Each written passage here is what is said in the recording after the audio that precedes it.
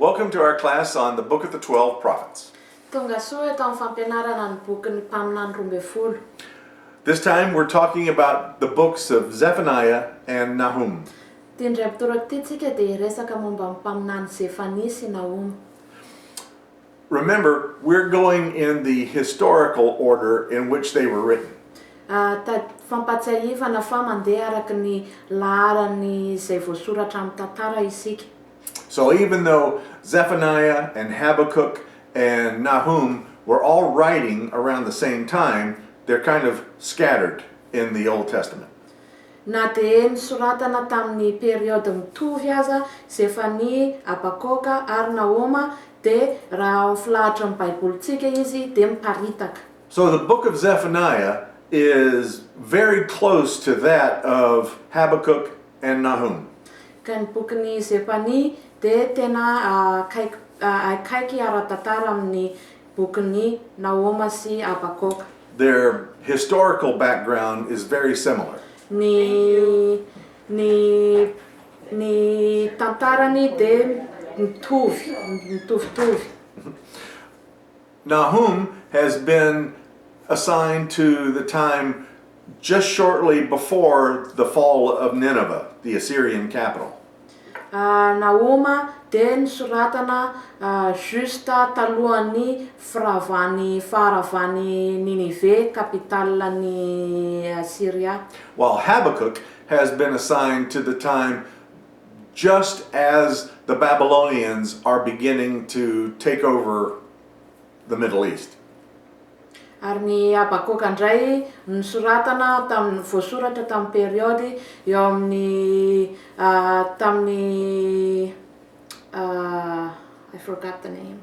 What was he saying? The Nebuchadnezzar? Oh, Habakkuk we're talking about? Yeah, we're talking about Habakkuk was written right He was written before. just as the Babylonians are starting to appear in the West.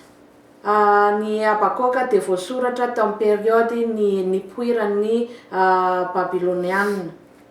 So Zephaniah is speaking out against the corruptions in Judah and in the worship there. Zephania dia miadrese ny corruption izay misy tary amin'ny faritry ny sud. While some thought maybe it was during the time of Jehoiakim, it seems probable that the verse 1 places it in the correct time. Sasany dia mieritreritra tamin'ny fotoanandron'ny Jehoakima mpanjaka fa ny chapitre 1 verset 1 no milaza marina kokoa izay ny fe-potoana. And the superscription in chapter 1 verse 1 places it in the time of Josiah. Eo amin'ny sous-titre ny chapitre 1 io dia voasoratra fa tamin'ny fotoan'ny nanjakan'ny mpanjaka Josia. And so it's probably very early in the reign of Josiah. Ka mety voasoratra tamin'ny fiandohan'ny fanjakan'ny mpanjaka Josia ity. This is before the time of Josiah's great reform. Ty dia talohan'ny reformation'ny mpanjaka Josia. So Zephaniah is specifically attacking the worship of the Baalim. Kay Zephania zany dia manakihana sy miadrese ny fanomponan'ny Baalim. And also during the time when the North Kingdom was starting to worship the stars and the moon and the sun. Ary koa ny fiandohan'ny fanjakana du Nord nanompo ny kintana, ny masoandro, ny volana. And this was probably introduced during the time of the Assyrian influence. Ary ty koa dia mety tamin'ny fotoana izay nipoiran'ny influence-ny Assyrians. Ny Assyrian. So it's clearly before the time of reform instead of after the time of reform when Israelite worship was coming back to Yahweh. Ka ity zany avant ny reformation fa tsy après ny reformation akory. So Josiah becomes king when he's 8 years old.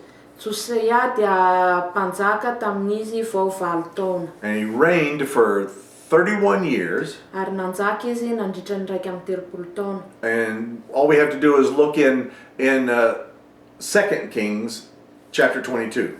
Eo amin'ny mpanjaka faharoa, eo amin'ny mpanjaka voalohany toko faharoa amby roapolo no ahitana izany. In the 18th year of Josiah's rule, they were repairing the temple in Jerusalem. Tamin'ny taona fahavalo amby folo nanjakany Josia dia periody izay nanamboarany zareo ny tempolon'i Jerusalem. And the workers discovered a scroll and they brought it to the high priest Hilkiah. Teo ampanamboarana ny tempoly zareo no nahita ny horonan-taratasy iray ary nitondra izany teo amin'ny mpisorona Hilkia. So Hilkiah then gives the scroll to Shaphan, who is the secretary of the king. Ary mpisorona Hilkia dia nanome izany horonan-taratasy zany ho an'ny sekretera Shaphan. Shaphan read the scroll and then took it to King Josiah. Nivakiny ilay sekretera Shaphan ilay horonan-taratasy ary nateriny tany amin'ny mpanjaka Josia. And then he reads the scroll to the king. Nivakiny teo imason'ny mpanjaka Josia ny horonan-taratasy. When Josiah hears the reading of this book of the law, he realizes how far Israel and Judah have fallen from the covenant with Yahweh. Rehefa reny mpanjaka Josia ny tantara rehetra izay voasoratra tao amin'ny horonan-taratasy dia hitany fa tena niataka sy nilavitra tanteraka tamin'Andriamanitra sy ny voady izay natao tamin'Andriamanitra ny Israely sy ny Juda. In fact, King Josiah actually tore his clothes, which was a sign of great mourning. En effet, nandritra ny fitafiany ny mpanjaka Josia izay manamarika ny fa ny alahelo sy ny hoe tena fo nanenina tanteraka. So Josiah decides to consult a prophet, a woman named Huldah. Ka nanam-pikasana zany I mpanjaka Josia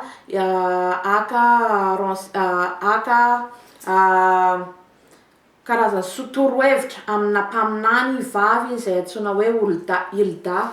And in this scroll there were promises that would happen if the people fell away from the covenant with Yahweh. Tao anatin'ny horonan-taratasy io misy promessa fa hoe inona ny zavatra mitranga raha ho ka miataka amin'ny voady teny fampanekena izay natao tamin'Andriamanitra. And Huldah told the king, yes, these things are going to happen. Ary mpaminany Hulda dia niteny hoe ie hitranga tokoa reto zavatra ireto. But King Josiah, this good king, repented for the people and decided to institute a reform of religion. Mpanjaka Josia dia niaiky ny fahotany sy ny fahotan'ny Israely ary nanapa-kevitra nao ny reformation ny religion zareo zany Israely. So the prophet Huldah told him, King Josiah, that since you've done this, these things are still going to happen, but they won't happen during your lifetime. Mpaminany Hulda dia niteny tamin'ny mpanjaka Josia satria ianao dia nanetry tena sy ny fona mibebaka teo anatrehan'Andriamanitra mbola hitranga ireto zavatra rehetra ireto fa tsy iseho amin'ny androm-piainanao akory. In fact, she told him that the Lord will gather you to your ancestors in peace. En effet, voasoratra hoe Andriamanitra dia anangona anao ampiadanana miaraka amin'ireo ireo olonao zay efa lasa teo aloha ny ancêtre-nao. So in 2 Kings 23, 1 through 3, it's told how Josiah and the people of Judah went through a long ceremony of a covenant renewal. Ka eo amin'ny mpanjaka faharoa toko fahatelo amby roapolo andiny voalohany ka hatramin'ny fahatelo dia ahitantsika ny fomba fitarihan'ny mpanjaka Josia ny Israely amin'ny fanavaozana ny voady sy ny faminaniana zay fianianana zay nataony tamin'Andriamanitra, reformation zany. So in the chapter before, it describes all the reforms of religious practices. Ka eo amin'ny chapitre teo aloha eo amin'ny toko faharoa amby roapolo dia mampiseho ny reforma religion zay natao. And it shows how Josiah was trying to get rid of all the foreign influences in Israelite worship. Ary mampiseho ihany koa ny fomba nandroan'ny mpanjaka Josia ny fotonoana hafa rehetra ny sampihafa rehetra. So Huldah told Josiah he would die in peace. Ka hozy izy mpaminany vavy Hulda hoe ianao ry mpanjaka Josia dia ho mandry ho faty ampiadanana. But that's not what happened. Kanefa tsy izay ny zavatra nitranga. When Josiah was still not an old king, he went out to battle and he died at the Battle of Megiddo. Tamin'ny mbola tsy tena hoe antitra tanteraka mpanjaka Josia nandeha tany am-piadiana, nandeha an-tafika izy ary tany no nahafaty azy adiny Megiddo. At Megiddo, the Egyptian pharaoh Necho and Babylonian troops were clashing over the fall of the Assyrian Empire, and Josiah went out to try to stop the Egyptians.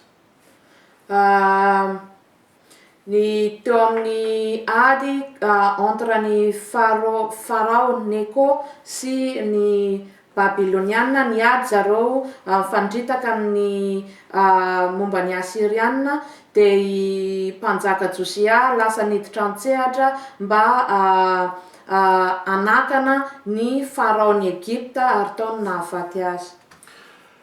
And Josiah dies there at the Battle of Megiddo. Ka teo amin'ny bataille de Megiddo zany no nahafatesany mpanjaka Josia. It was a terrible battle. Bataille tena terrible le izy. And it was a terrible loss for Judah for this good king to die. Ary tena fahaverezana ho an'ny firenen'i Juda nahafatesan'ity mpanjaka Josia zay tena mpanjaka tsara ity. In fact, the Battle of Megiddo becomes a watchword for something disastrous. En effet, ny bataille de Megiddo zany lasa ohatran'ny symbole ho an'ny what is it? A watchword or a... Lasa symbole hoe zavatra ho jerena zany iverimberenana matetika ny signification. In fact, even in the book of Revelation, we have a word that's drawn from this battle. Raha jerentsika ny bokin'ny Apocalypse dia manao référence amin'ity bataille de Megiddo ity zareo. That word is Armageddon. Zany teny zany dia Armageddon. Because as far as the Jews were concerned, the death of Josiah and the Battle of Armageddon was almost like the end of the world. Satria ny bataille de Megiddo sy ny bataille ny Armageddon dia symbole ny hoe fahataperan'izao tontolo zao. Now, the historians who wrote the books of the Kings, the Deuteronomistic historian, always had good things to say about Josiah, but they didn't have any explanation for why Josiah died. Ny mpanoratra ny source deutéronomistique, ny historiana deutéronomistique zany tsy nanana teny ratsy fa teny fahatsarana foana ho an'ny mpanjaka Josia, fa zareo kosa de tsy nanana explanation, tsy nanana explication théologique ny amin'ny antony nahafatesan'ny mpanjaka Josia. The question was asked, how could a good king who did so much good, who accomplished so much, how could he meet a death like this? Ny fantanina mipetraka de hoe nahoana ny mpanjaka izay nahavita zavatra goavana be ho an'ny firenena no niatra fahafatesana violent tahaka izany. Where was God's justice? Taiza ny justice an'Andriamanitra. And they don't have an answer. Ary tsy manana valiteny amin'izany izy ireo. So, now we'll talk about the question of who wrote Zephaniah and when was it written? So tsika de hijery hoe iza ny nanoratra ny bokin'ny Zephania tamin'ny fotoanandro fe-potoana inona no nanoratana azy. Because Zephaniah talks about the idolatry of Judah, we know that some of the prophecies in the book comes from before they discovered the scroll. Satria ny bokin'ny Zephania de miresaka momba ny sampy izay nisy tao amin'ny firenen'ny Joda, de betsaka no milaza zany fa ty zany de voasoratra talohany, it was written before what? They discovered the scroll. Talohany nahitany zareo ny horonan-taratasy. So we know that this 7th century BC prophet named Zephaniah was responsible for at least some portions of this collection. Ka fantatritsika zany fa ity mpaminany ity izay mpaminany tany amin'ny 7e century de izy responsable ny amin'ny collection ny zavatra izay ato amin'ity bokin'ny Zephania ity. But we know that some of these portions of the book actually comes from the period of the exile and after. Fa fantatritsika koa fa ny passage hafa ato amin'ity bokin'ny Zephania ity de avy amin'ny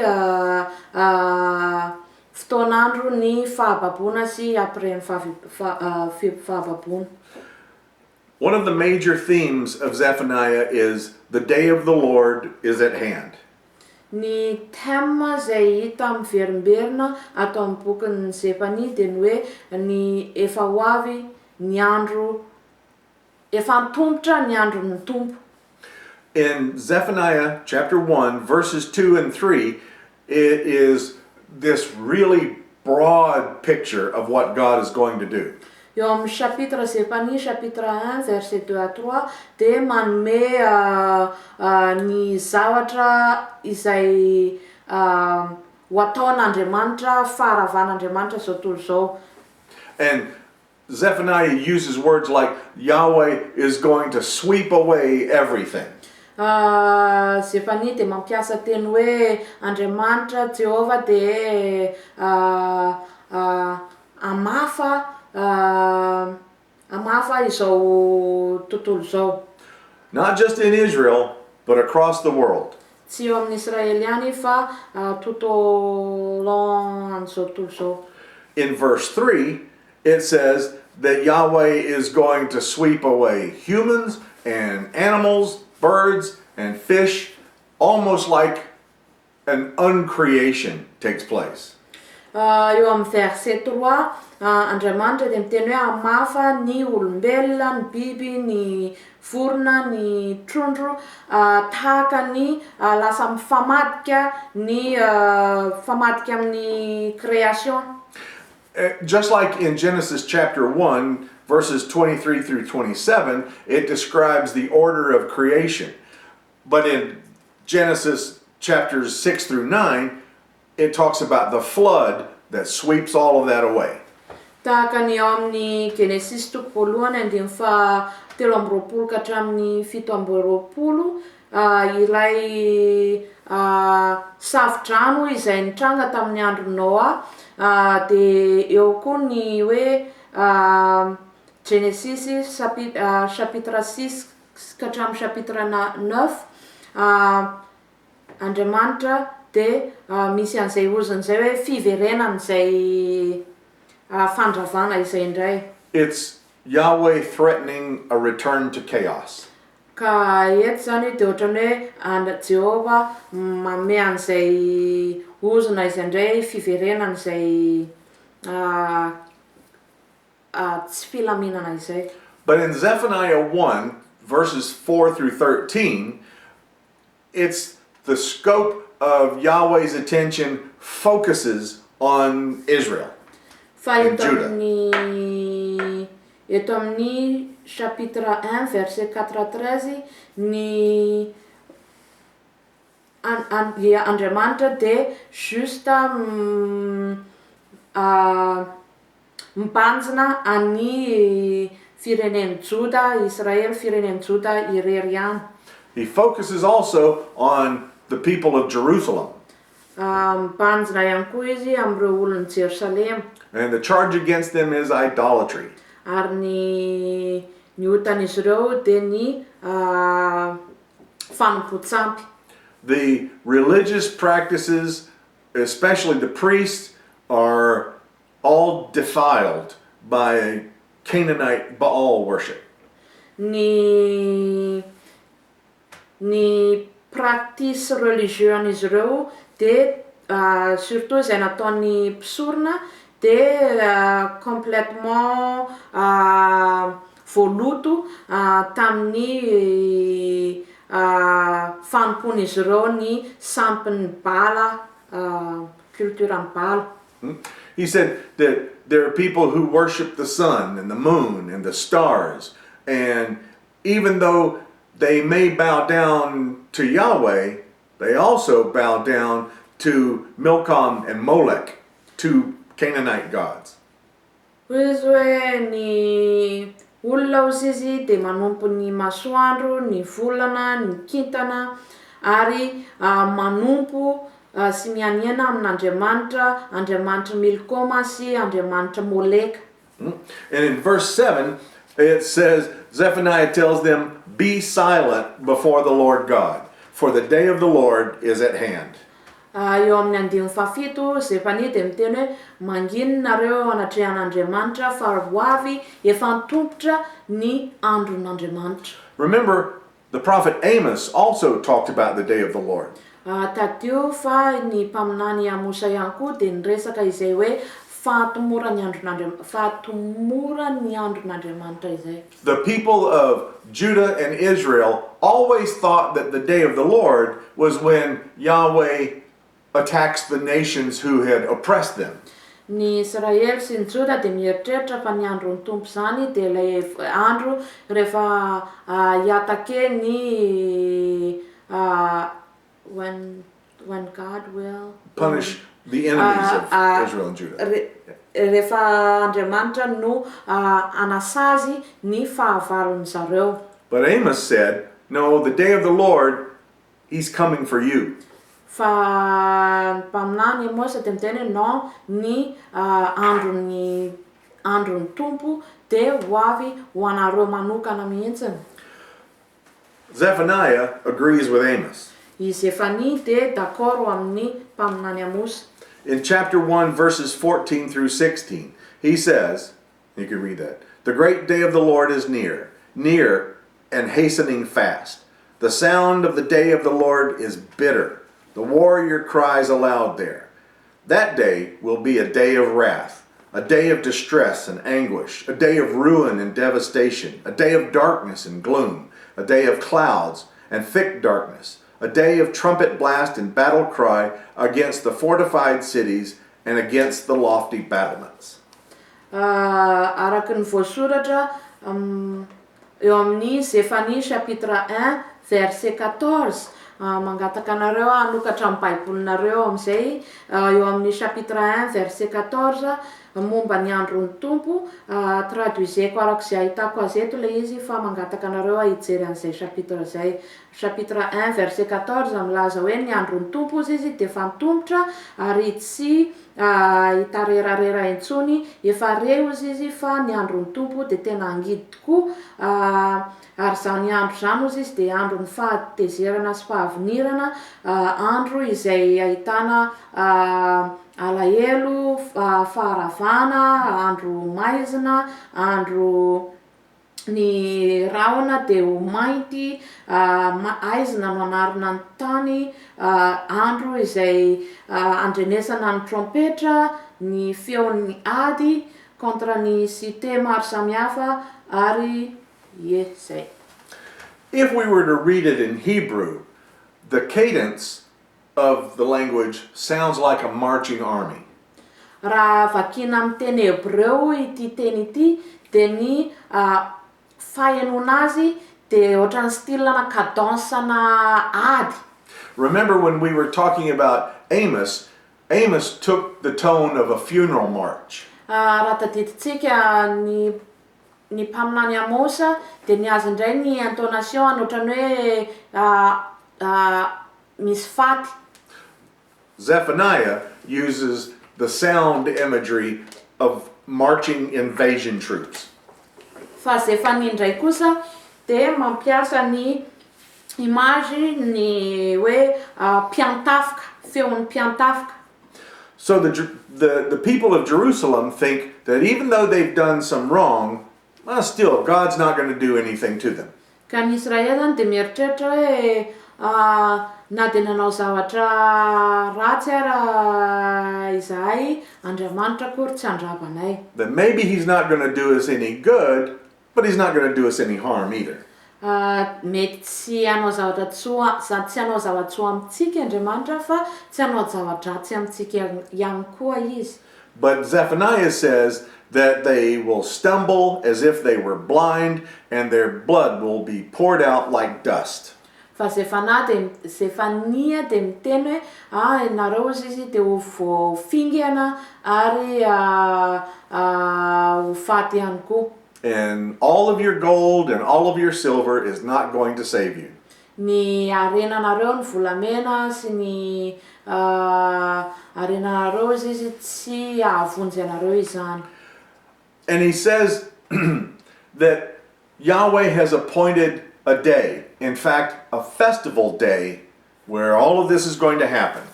En effet, Andriamanitra izy de efa nanendry andro ny firaviravona izay andravana anareo. For the Hebrews, the festival days were a ceremony of renewing life. Ho an'ny Hebreo, zany festival zany, zany fety zany de fanavaozana ny fiainana. But Zephaniah says this festival day is a day of your destruction. Fa Zephania de miteny hoe izany festival izany de ho fandravana ho anareo. It won't be a renewal of life, it will be the destruction of life. Tsy fanavaozana ny fiainana izay andro zay ho anareo fa fandravana ny fiainanareo. And the whole passage closes with a threat to destroy the whole earth. Ary ny chapitre 1 io zany de miafara amin'ny ozona izay andravana izao tontolo izao. So we look at Zephaniah's picture of God coming to sweep away everything from the face of the earth.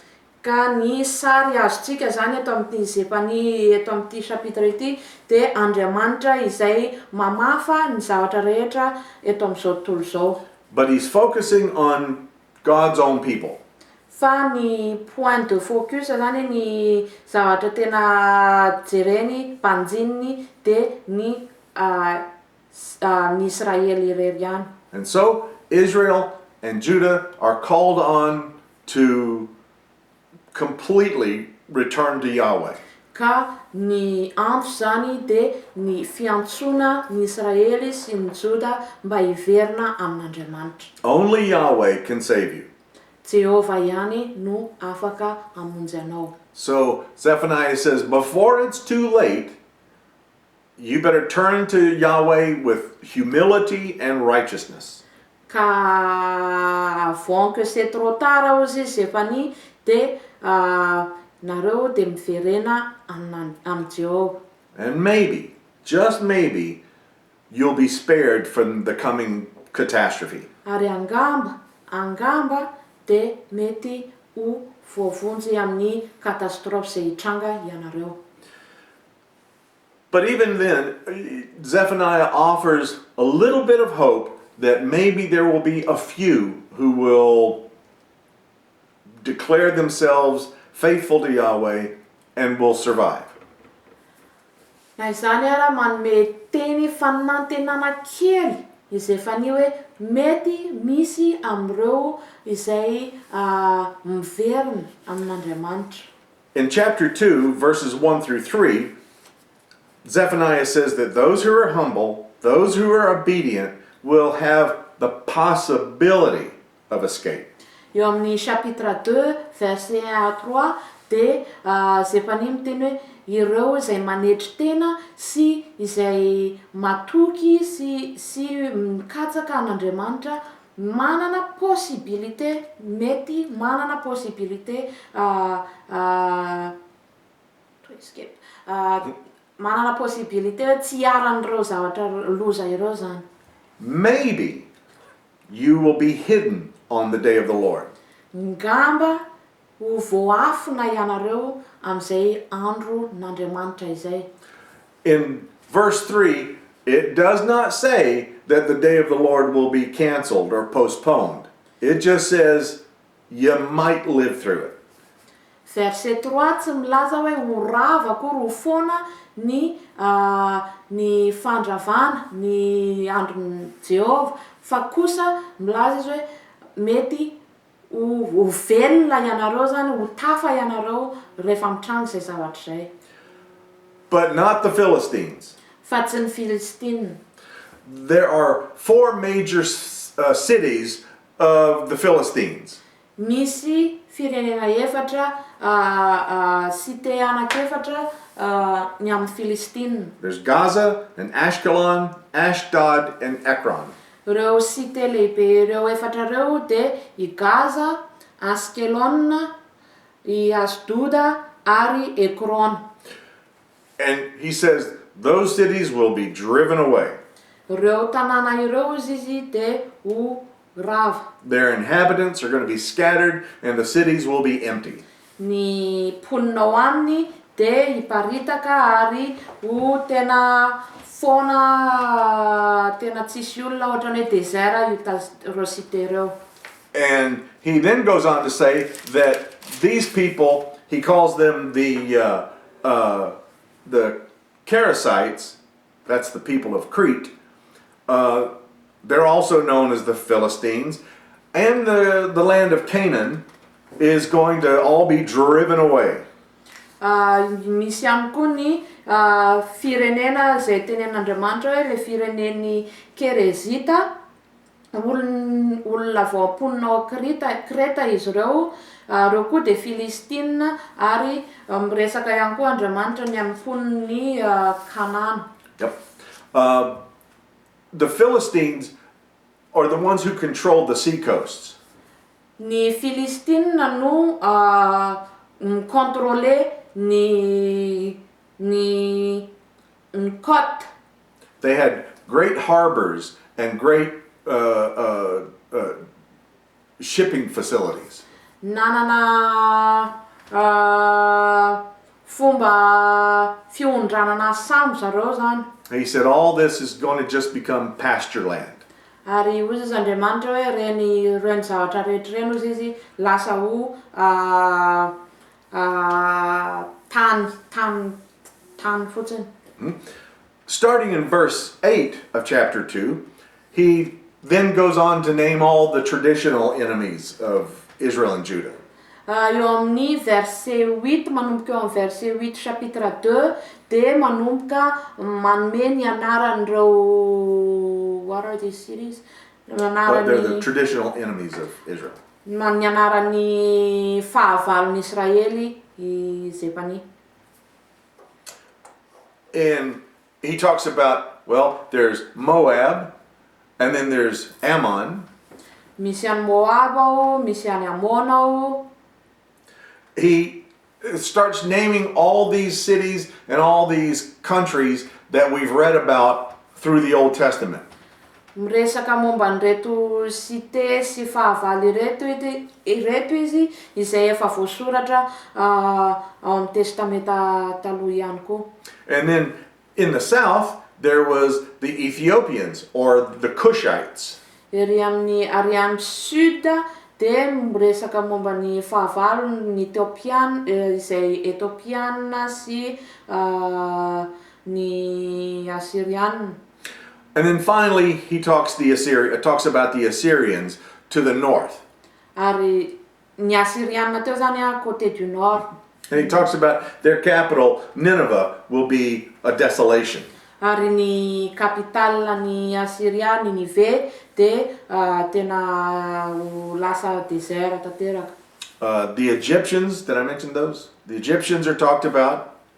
Io efa voaresaka teo koa ve izy ny Egyptiana fahavalon'ny. And he talks about the pride of all these nations. Ary miresaka momba ny pride. What is pride? Miresaka momba ny ampony reto fahavalo reto firenena ireto koa izy. Zephaniah zany. And so the rest of chapter 2 is all of these different countries. Ka ny ambony chapitre faharoa ty zany, ny ambony sisa, dia momba ireto cité maro samihafa fahavalo reto. And some of it seems to be kind of a patchwork collection of various prophecies that may come from different times. Ary ny faminaniana ny am'ireto cité reto dia mety avy amin'ny faminaniana maro samihafa, miparitaka maro samihafa. But then in chapter 3, he goes back to talking about Jerusalem. Eto amin'ny chapitre 3 indray, miverina izy iresaka momba ny Jerusalema manokana. He says that the officials are corrupt, the people oppress the poor. Miteny izy hoe ny mpitarika hozy izy dia corrompu, ny olona, the people are what? Oppressed. Ny olona dia voaozina mijaly.